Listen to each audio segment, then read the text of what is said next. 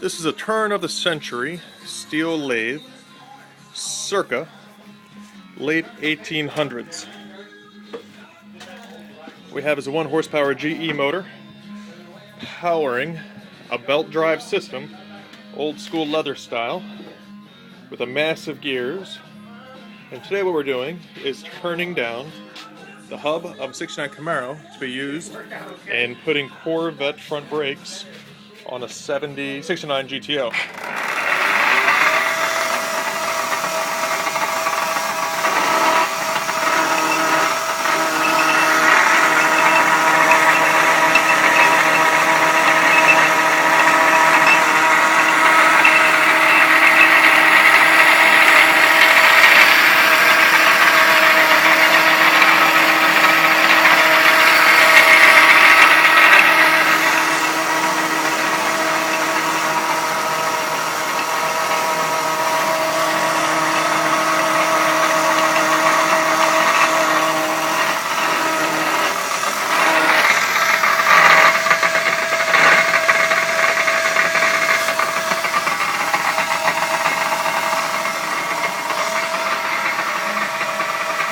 That long screw at the bottom moves the chuck forward and aft.